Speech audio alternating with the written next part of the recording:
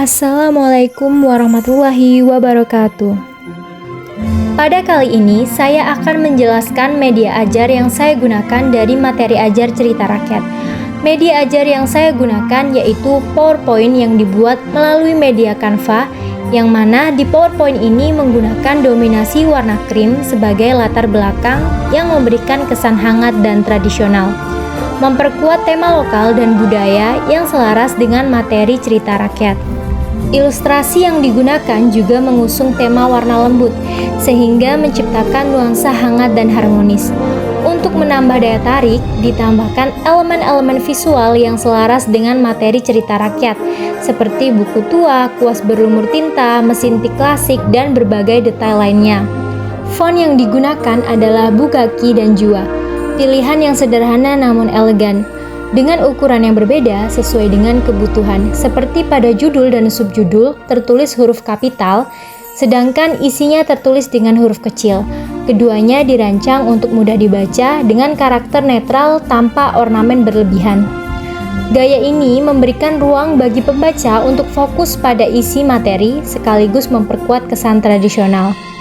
Selanjutnya, desain visual yang disajikan mengutamakan tata letak yang bersih dengan penggunaan ruang kosong yang cukup luas, menciptakan kesan lapang dan terorganisir yang memastikan informasi lebih mudah dipahami dan tidak membingungkan pembaca. Poin-poin utama disajikan dalam bentuk daftar, memungkinkan audiens menyerap informasi secara terstruktur dan efisien. Media pembelajaran yang digunakan terakhir adalah aplikasi CapCut. Aplikasi ini sangat penting karena memungkinkan proses editing video menjadi lebih mudah dan kreatif. Selain itu, CapCut juga mendukung penambahan voice over atau rekaman suara untuk menjelaskan materi dari presentasi PowerPoint yang telah diubah ke format video. Dengan fitur-fitur lengkapnya, hasil video pembelajaran dapat lebih interaktif dan profesional, siap untuk diunggah ke YouTube agar dapat diakses oleh audiens yang lebih luas. Itulah tadi penjelasan dari media yang dibutuhkan dan digunakan dalam proses pembuatan materi ajar cerita rakyat. Selanjutnya yaitu pemaparan materi cerita rakyat. Apa sih cerita rakyat itu? Cerita rakyat adalah kisah atau cerita yang berasal dari masyarakat zaman dahulu yang diwariskan secara turun-temurun dan disampaikan secara lisan. Namun, karena cerita rakyat disampaikan secara lisan, maka sangat sulit untuk mengetahui siapa pengarangnya. Selain itu, cerita rakyat juga termasuk jenis cerita fiktif sehingga tidak dapat dibuktikan kebenarannya. Cerita rakyat juga seringkali mengandung nilai moral, budaya, dan sejarah.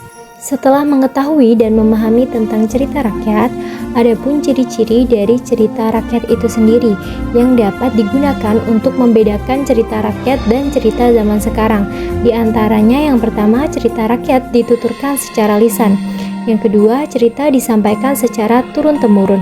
Yang ketiga, cerita tidak diketahui siapa pembuatnya. Yang keempat, cerita mengandung nilai-nilai luhur kemasyarakatan. Yang kelima, cerita memiliki sifat yang tradisional.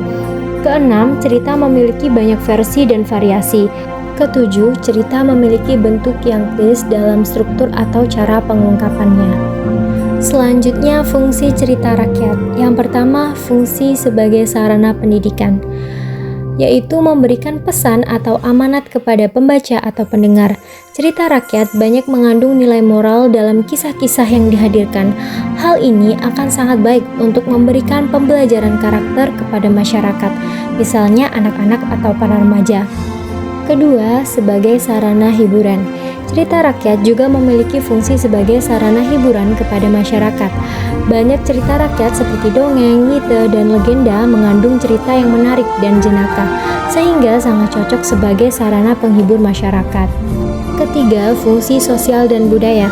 Cerita rakyat sendiri memiliki fungsi untuk memperkokoh suatu masyarakat melalui nilai-nilai sosial dan budaya. Beberapa cerita rakyat menyimpan banyak ajaran tentang etika dan moral yang dapat digunakan sebagai pedoman bagi masyarakat. Selanjutnya ada jenis-jenis cerita rakyat. Yang pertama ada mitos atau mite. Mitos atau mite dapat dipahami sebagai sebuah cerita prosa rakyat yang diyakini kebenarannya setelah empu dari masyarakat tersebut mengakui kesuciannya. Yang kedua, legenda. Legenda adalah cerita prosa rakyat yang memiliki ciri-ciri yang hampir sama seperti mite. Legenda sendiri dapat diartikan sebagai sebuah cerita yang dianggap benar-benar terjadi, tetapi cerita legenda tidak dianggap suci.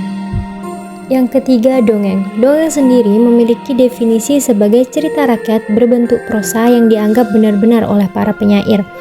Cerita yang terjadi pada dongeng tidak memiliki keterkaitan waktu maupun tempat dengan dunia kita sekarang ini. Berikutnya ada macam-macam cerita rakyat. Yang pertama ada epos. Epos dapat diartikan sebagai salah satu cerita rakyat yang menceritakan kisah kepahlawanan. Contohnya yaitu seperti Ramayana, Mahabharata, dan lain sebagainya. Kedua, cerita jenaka. Cerita jenaka memiliki maksud sebagai sebuah cerita rakyat yang mengisahkan tentang kebodohan dan memiliki unsur humor, sehingga membuat seorang yang membaca menjadi tertawa dan bahagia. Contohnya seperti Si Kabayan, Pak Pandir, dan lain sebagainya. 3. Paralel. Paralel merupakan salah satu cerita rakyat yang di dalam penceritaannya terdapat tokoh berwujud manusia dan juga tokoh yang berupa hewan. Contohnya yaitu semut dan belalang, anjing yang lomba, dan lain sebagainya. Keempat, ada parabel. Selain paralel, ada juga macam-macam cerita rakyat lainnya yaitu parabel. Parabel sendiri adalah salah satu cerita rakyat yang menyajikan kisah yang mengandung pesan moral sebuah benda mati. Benda mati dalam parabel memiliki peran sebagai tokoh utama. Yang keenam, legenda. Legenda sendiri memiliki arti sebagai cerita rakyat yang menceritakan riwayat terbentuknya suatu tempat atau wilayah. Contohnya seperti cerita Malin Kundang, Tangkuban Perahu, dan lain sebagainya. Yang ketujuh ada mite. Mite sendiri dapat didefinisikan sebagai cerita dewa-dewi atau kisah yang mengandung nilai sakral dan banyak menggunakan nilai mistis. Contohnya itu seperti Dewi Sri dan Nyi Roro Kidul, Jaka Tarub, dan lain sebagainya.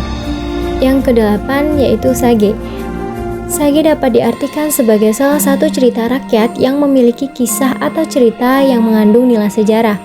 Contohnya Roro Jonggrang, Hikayat Hang Tuah, dan lain sebagainya. Adapun beberapa contoh cerita rakyat yaitu Lutung Kasarung, Danau Toba, dan Timun Mas. Baiklah, itu tadi penjelasan materi ajar cerita rakyat. Sekian dari saya. Wassalamualaikum warahmatullahi wabarakatuh. Terima kasih.